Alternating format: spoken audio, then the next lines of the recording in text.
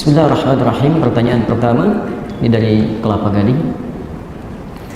Saya pernah dengar ada seorang ustaz yang berkata bahwa sholat hajat itu hadisnya lemah. Betul ataukah tidak itu Pak Ustaz? Baik, ada yang bertanya tentang sholat hajat. Kita akan coba definisikan dulu ya, supaya kita terbiasa mengetahui dulu persoalan sebelum diberikan landasan hukumnya. Karena tidak mungkin memberikan dalil kalau tidak paham tentang persoalannya. Ini poin pertama yang paling penting kita garis bawahi. Jadi jangan pernah menempatkan satu dalil sebelum kita paham masalahnya, sehingga tidak keliru mengambil dalil untuk persoalan tertentu. Nah, sekarang ada persoalan tentang pertanyaan sholat hajat. Apa itu dulu yang disebut dengan sholat hajat? Bapak Ibu sekalian, ada dua hal yang mesti dibedakan dulu ya. Hal pertama, patut dipahami bahwa semua sholat itu adalah hajat. Ingat itu ya, semua sholat itu adalah hajat. Hajat itu kebutuhan yang ingin disampaikan, ya, kebutuhan yang ingin disampaikan.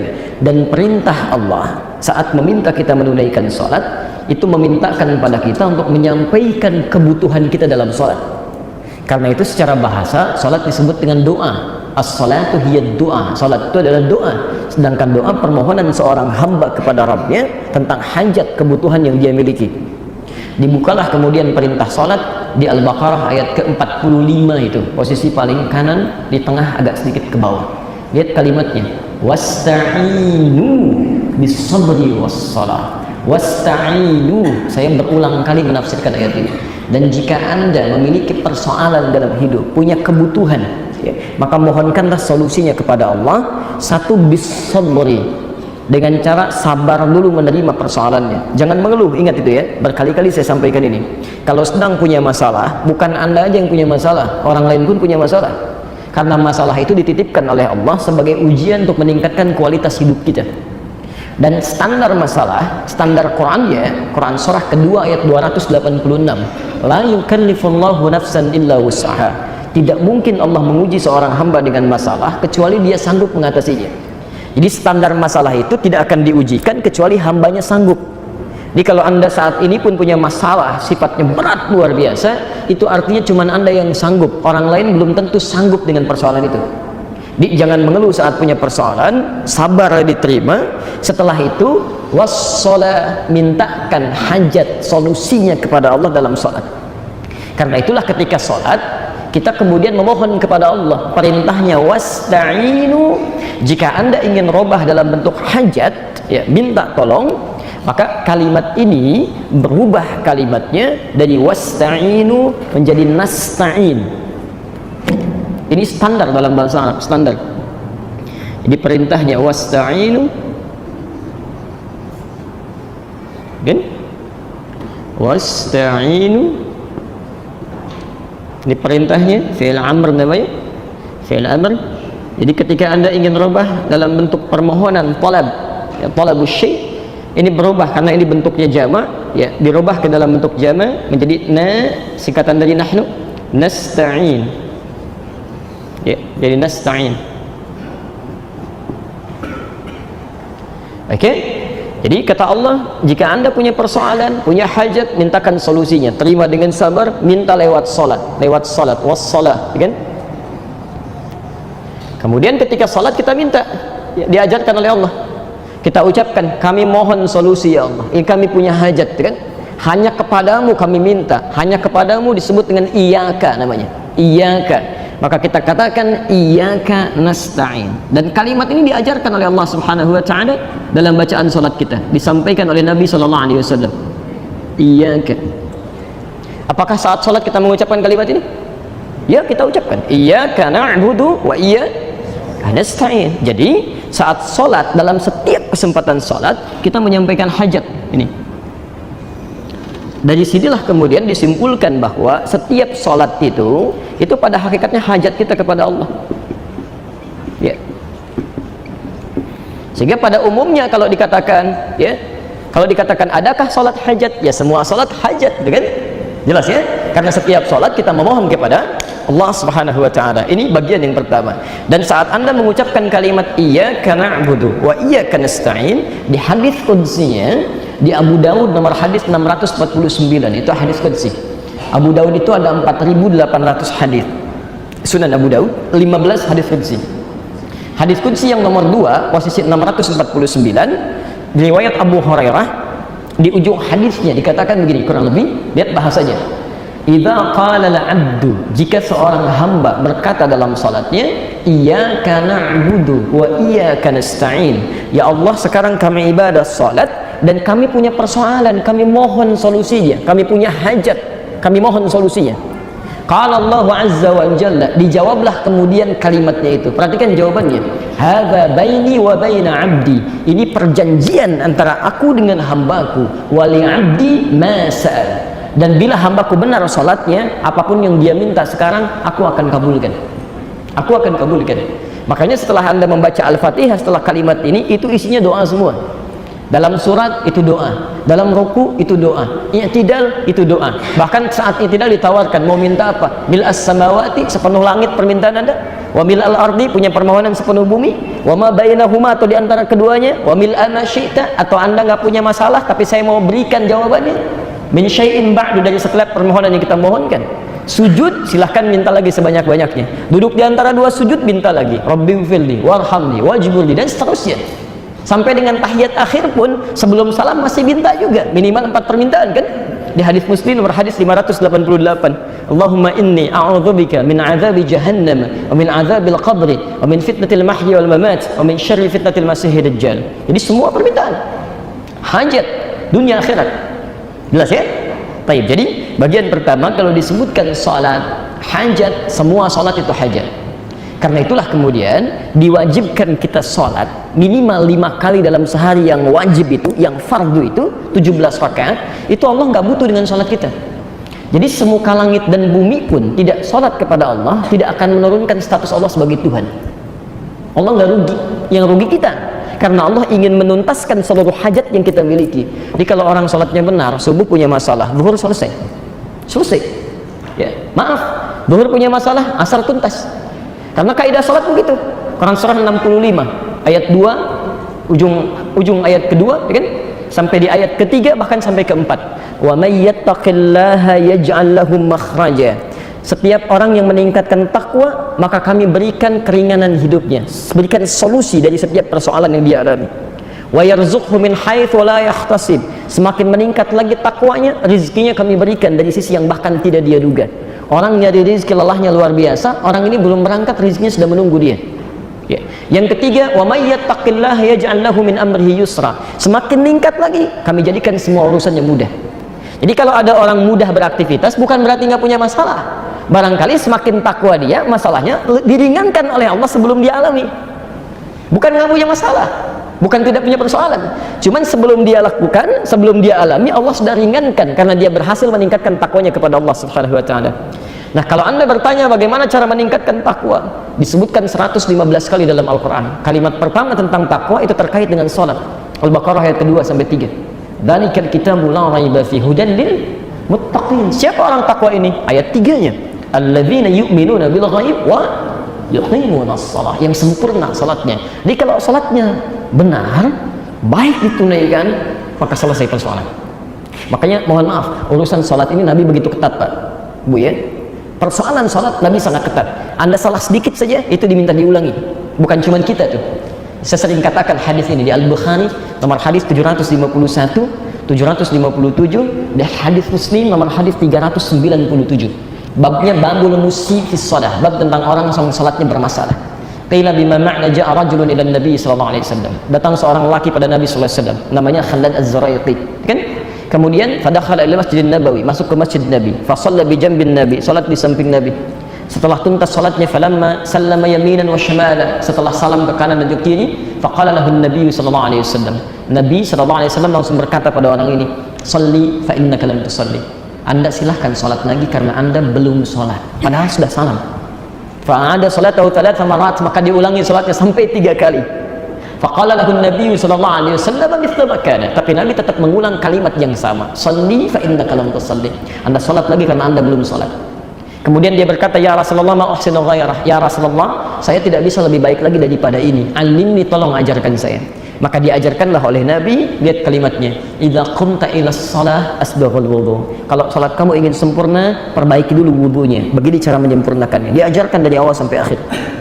Tsumma istaqbilil qiblah, menghadap ke kiblat. Begini caranya. Tsumma fakabbir, kemudian bertakbir, dari takbir sampai salam. Setelah tuntas pelajaran itu, kita mendengar kalimat sampai hari ini. Di Al-Bukhari nomor hadis 651. Sallu kama ra'aitumuni usalli. Salatlah kalian persis seperti melihat saya salat. Dilihat dulu Nabi salat, baru dari situ kita praktekkan.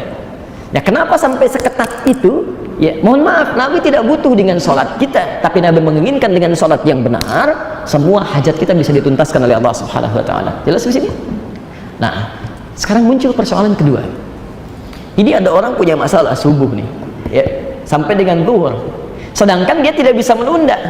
Jadi ada persoalan yang bisa dimohonkan dalam doa biasa di luar sholat.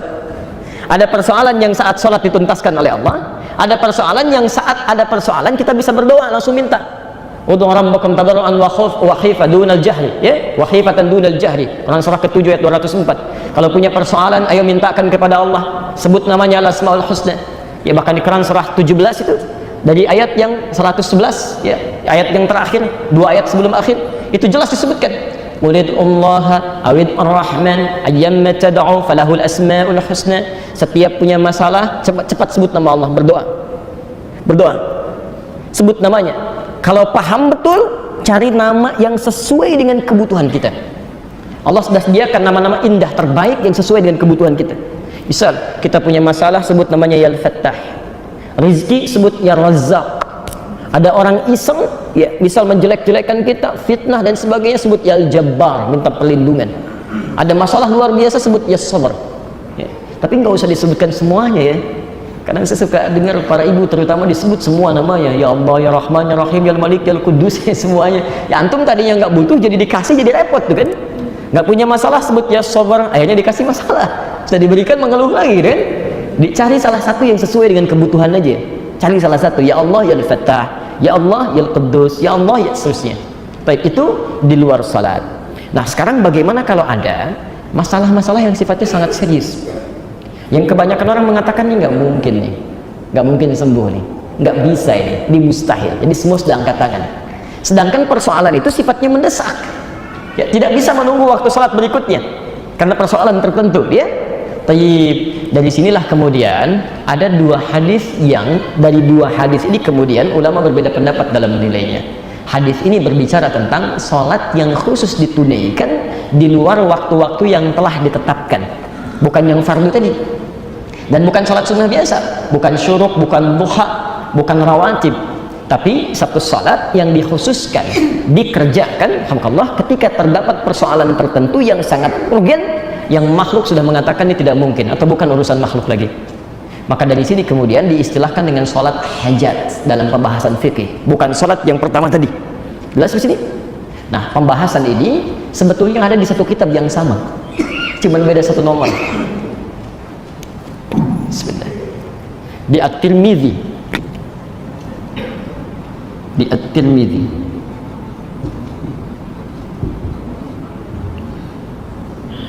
Imam At-Tirmidzi. Nama aslinya Muhammad, ya, berasal dari Tirmidz. Ada yang menyebut Turmuz, maka dikenal dengan At-Tirmidzi. Ini orang soleh, Pak, luar biasa, hafal Al-Quran, hafal banyak hadis, dekat dengan Allah, tahajud tiap malam, puasa sunnah, dan di akhir hidupnya itu matanya buta, menangis karena banyak nangis itu. Banyak nangis, ditanya, ya Syekh, lima hakada, kenapa masih seperti ini? Kata beliau, saya takut bakal saya masih kurang menghadap Allah Subhanahu wa ta'ala. Jadi masih menangis di ujung hidupnya karena khawatir saat meninggal bakalnya masih kurang. Coba bisa nggak Anda bayangkan, imam besar, hafal Quran, hafal banyak hadis, kan, dekat dengan Allah, tahajudnya rajin, dan puasanya luar biasa, masih menangis di ujung hidupnya karena takut bakalnya masih kurang. Jadi kalau kita merasa bukan imam besar, belum hafal Quran, tidak rajin tahajud, belum rajin puasa sunnah, belum hafal Quran, hati-hati. Ya, banyak lebih daripada itu. Ini sudah sepuh masih karaokean juga misalnya. Itu kan ada yang harus diperbaiki, ya.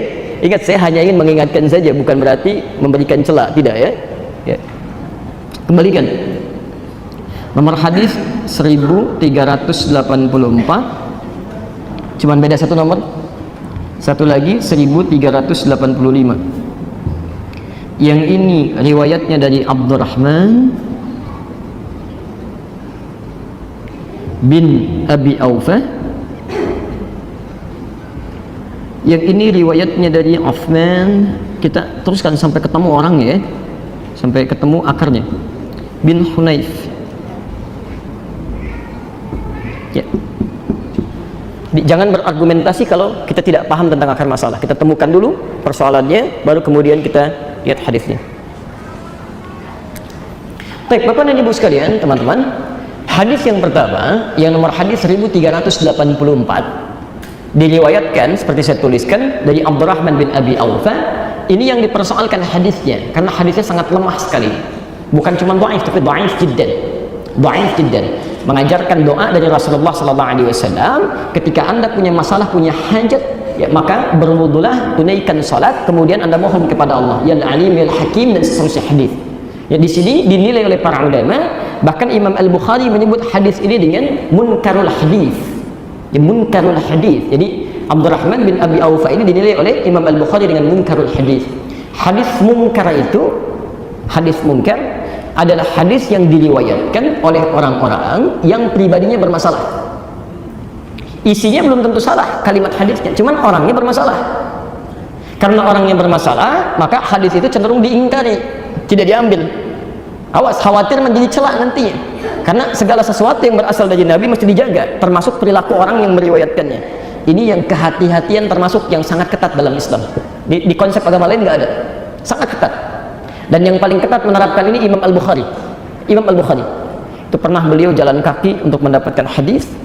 Begitu tiba di tujuan, dan jauh-jauh jalan. Beliau kan lahirnya di Bukhara tuh, di Bukhara. Ya, kalau sekarang Khorasan, Uzbekistan. Ya. Itu kalau cari hadis sampai jalan ke Irak, sampai ke Madinah, sampai ke Mekah, sampai ke Mesir. Anda bayangkan, jalan kaki Pak, Bu. Ya. Dan kendaraannya terbatas. Yang ada pada saat itu paling unta, ya, keledai, kuda. Itu pun kalau punya uang. Kalau enggak ya jalan. Ya. Apa yang terjadi? Begitu sampai di tujuan, itu melihat pemilik hadisnya sedang bermain dengan ayamnya. Sering saya kisahkan ini. Ya, seperti mau ngasih makanan padahal tidak. Ya. Ayamnya datang kemudian ditangkap. Ketika dilihat seperti itu langsung berbalik Imam Al-Bukhari. Tetangganya bertanya, "Ya Syekh, lima ta'ud? Syekh sudah jauh-jauh ke sini, kenapa balik lagi?" Kata Al-Bukhari, kalau pada ayam saja berdusta, maka bagaimana dengan Rasulullah SAW? Dengan hadis Rasulullah SAW. Karena itu hadis beliau ditempatkan di urutan pertama. Ya, saking ketatnya. Dan kalau kata Imam Al-Bukhari sudah munkarul hadis, hadis yang munkar, maka beliau tidak akan ambil. Yang pertama ini, karena hadisnya sangat dhaif, maka disebut dengan munkarul hadis, maka para ulama tidak mengambilnya. Ini bagian pertama. Oke. Nah, hadis yang nomor 2, ini yang unik. Nomor 1385, masih di At-Tirmidzi, diriwayatkan dari Uthman bin Hunayf radhiyallahu ta'ala anhu. Tapi yang kedua ini, hadisnya dikisahkan bima makna qila ja'a rajulun dharir ila Nabi sallallahu alaihi wasallam. Datang seorang laki-laki yang tidak bisa melihat, buta, pada Nabi sallallahu alaihi wasallam. Dia berkata, "Ya Rasulullah, doakan saya untuk sembuh. Doakan saya supaya sembuh." Ya. Kata Nabi, "Maukah engkau aku tangguhkan itu sampai di akhirat dan itu lebih baik, atau aku doakan sekarang?" Jadi maksud Nabi, dalam keadaan engkau tidak melihat sekarang, itu lebih bagus untuk akhiratmu daripada engkau melihat. Bapak Ibu pilih mana? Bisa melihat atau nggak bisa melihat? Lihat bahasa Nabi ya. Untuk orang ini Nabi katakan, kamu diuji oleh Allah tidak bisa melihat. Bukankah dengan tidak bisa melihat, nggak bisa lihat maksiat? Nggak bisa lihat tayangan-tayangan yang tidak baik, gambar-gambar yang tidak elok, gitu kan? Nggak bisa melihat yang awas, yang dilarang oleh Allah Subhanahu wa Ta'ala. Dibandingkan dengan kamu saat ini mau melihat tapi berpotensi banyak maksiat lagi. Ayo pilih mana? Tidak bisa melihat terjaga dari maksiat, atau bisa melihat tapi berpotensi banyak maksiat. Pilih mana? Dan tidak ada pilihan ketiga, dan tidak boleh maksa. Yang paling bagus ya bisa lihat tidak maksiat kan? Bisa lihat tidak maksiat. Makanya kaidah Quran mengatakan yang ketiga itu yang pertama. Yang ketiga, Quran surah ke-24 ayat 30 untuk laki-laki, ayat 31 untuk perempuan. Ya. Wa qul lil mu'minina yaghuddu min absarihim. Katakan pada pria-pria beriman, jaga pandangannya. Ya. Ghaddul basar itu lihat yang baik-baik. Kalau yang tidak baik menurut Allah cepat palingkan. Jadi fungsi mata kita kalau masih bisa melihat, lihat yang baik-baik aja. Ya, lihat orang sholat, ada kebaikan. Ketika kita melihat orang sholat tergerak untuk sholat, ada pahala di situ. lihat mushaf, ada pahala di situ. Masya Allah. Apalagi kalau sudah suami istri itu ya jalan melihat kebaikan di istrinya, melihat kebaikan di suami, ada pahala di situ.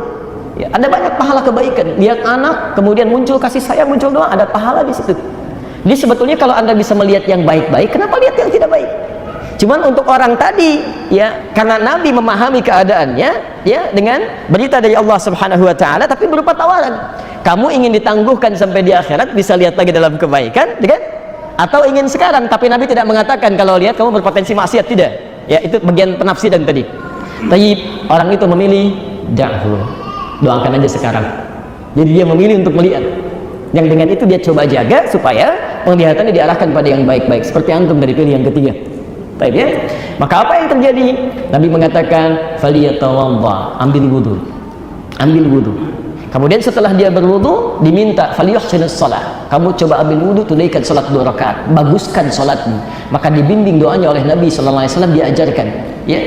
Ya Nabi ya rahmah, ya, wahai ya Allah, atas Nabi yang penuh dengan rahmat ini, mohon jadikan syafaatnya untukku, asyini bi syafaati, sembuhkan aku dengan syafaat Nabi Muhammad sallallahu alaihi wasallam. Maksudnya dengan doa dan arahannya tadi. Maka apa yang terjadi setelah dia menunaikan salat itu, dengan izin Allah Subhanahu Wa Taala sembuh matanya, sekalipun divonis permanen buta pada saat itu.